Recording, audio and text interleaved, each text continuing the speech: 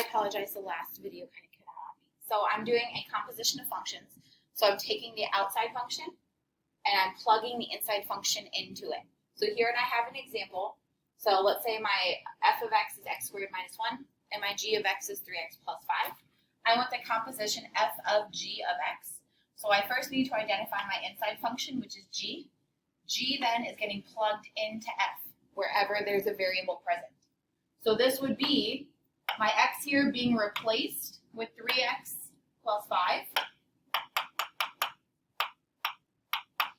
And then the rest of my outside function stays the same.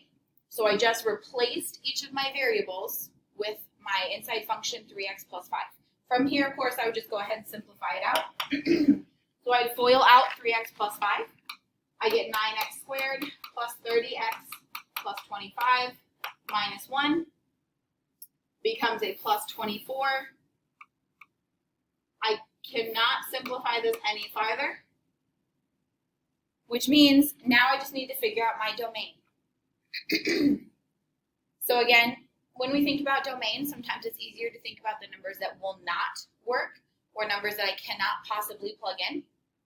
Is there any number that I cannot plug in to 9x squared plus 30x plus 24? Is there any number that would make it go undefined or impossible to solve? No. So my domain is all real numbers. If you wanted to write an interval, it would be negative infinity to infinity. So let's go ahead and do a composition going the other way. So here I'm doing g of f of x. So f now is my inside function that's going to be plugged into my outside function g. So everywhere there's an x in g, I'm going to plug in x squared minus 1. So this becomes 3, replace that x with x squared minus 1, finish out what g was, and simplify from here. So this becomes 3x squared, minus 3 plus 5 becomes plus 2. Again, I'm finished, I can't go any farther.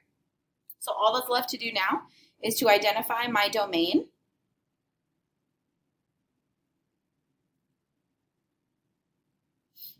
Is there any number that I could not possibly plug in for x? No. So my domain, like the previous problem, is all real numbers or negative infinity to infinity, your choice. So then what if I wanted to solve this composition at an x value, so at 2? Well, there are two ways of doing this. I'm going to show you both ways.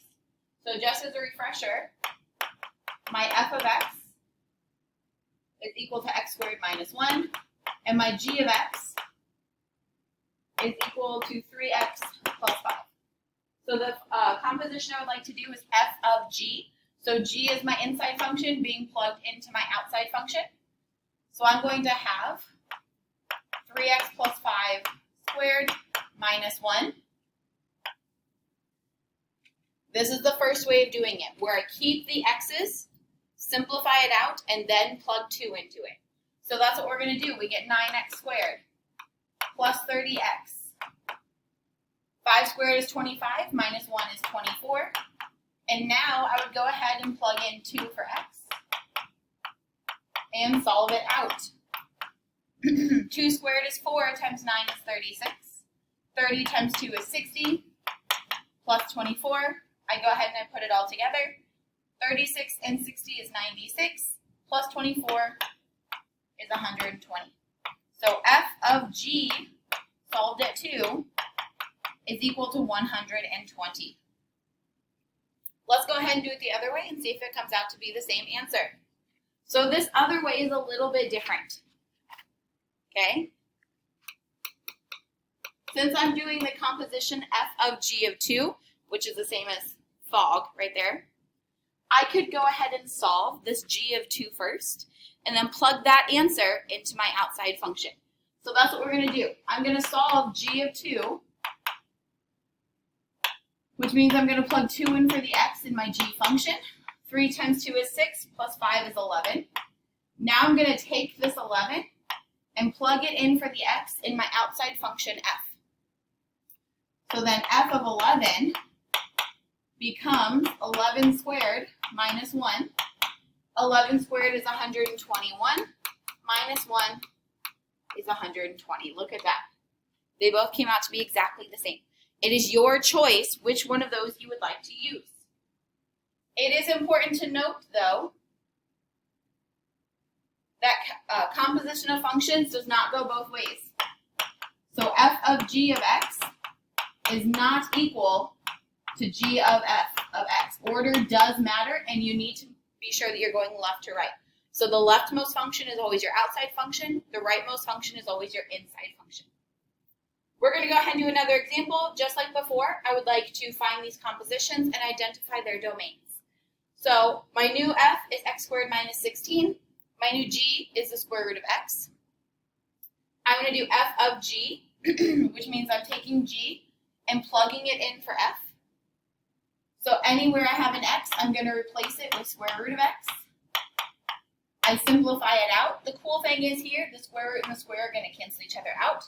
And I'm just left with x minus 16. Is there anything I cannot plug in for x there? No. So my domain is all real numbers, or you could say negative infinity to infinity. What happens when I flip that around, though? So now I'd like to do the composition g of f, which means f is the inside being plugged into the outside.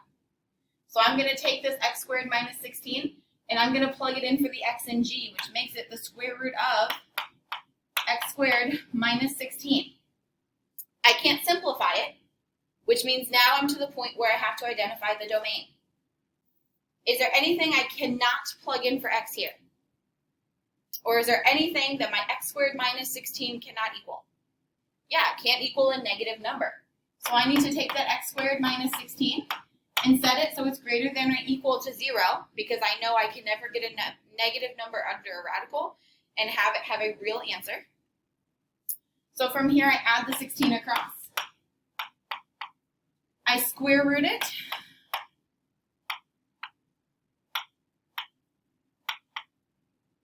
That's going to come out to a positive and a negative 4, but when I take the negative version, the sign flips.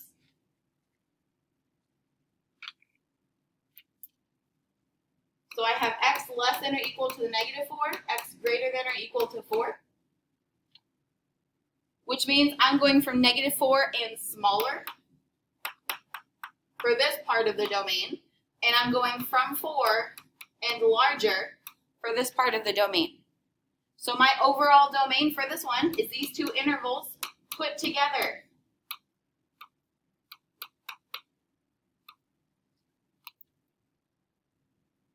This is the domain for my function, which means any number between 4 and negative 4 is not going to work. Let's test it. What happens if I plug 0 in? Because 0 is between negative 4 and 4. Well, 0 squared is 0. Minus 16 is a negative 16. And I can't take the square root of a negative 16. So I've just verified that I do need that gap between negative 4 and 4 in my domain. So now we're going to try finding composites from tables.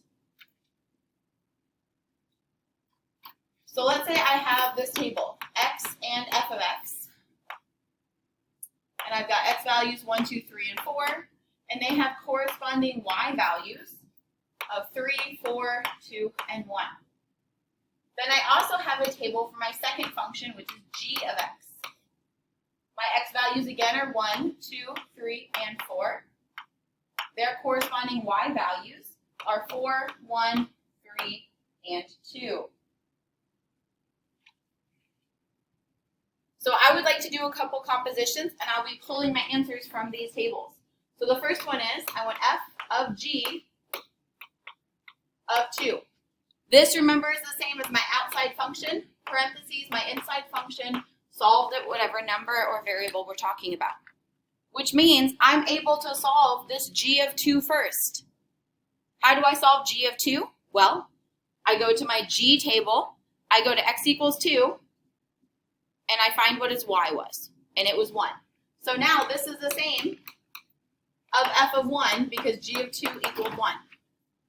To find f of 1, I go to my f table, I go to x equals 1, and and I find out what its y value was, which is 3.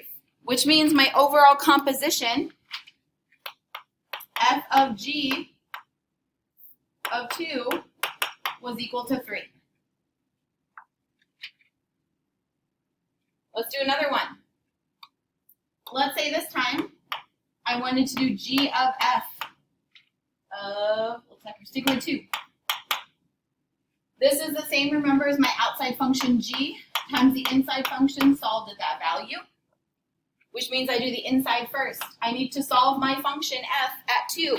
So I go to my f table, I go to x equals 2, and I find the y value, which here is 4.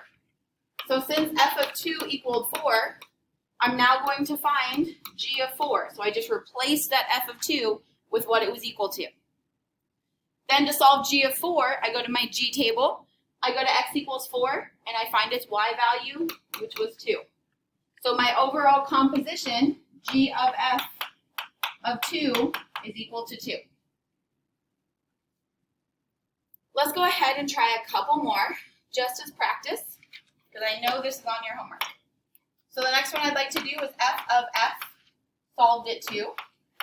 It is possible to do a composition of a function inside of itself. I like to think of it as kind of like inception of functions. It still works the exact same way. So this is the same as my outside function, parentheses my inside function solved at the value I'm looking at. So I first do the inside function solved at that value. So f of 2 means I go to my f table, I go to x equals 2, and I find its y value, which is 4. So then I replace my inside function with that y value of 4. And then I solve my outside function at that number. So again, I'm using my f table since they were both f functions. I go to x equals 4. I find its y value, which is 1. And that's what my composition is equal to. We're going to go ahead and do one more of these. Since I did a composition of f inside itself, I would now like to do a g inside of itself. Again, solved at 2. Remember, we can always rewrite these as outside function, parentheses, inside function solved at whatever number or variable. We work inside out. So I'm going to do g of 2 first, which means I'm going to go to my g table. I'm going to go, to x equals 2, find its y value, which is 1. Then I replace g of 2 with what it equaled, which was 1. And I do it all over again, using the g table again, because that's what function I'm still in. So g table, go to x equals 1, find its y value, which is 4. So we don't necessarily have to have actual functions in order to solve these. We can also go by tables of values. All that's left in your notes is a story problem, which I will post a video for later.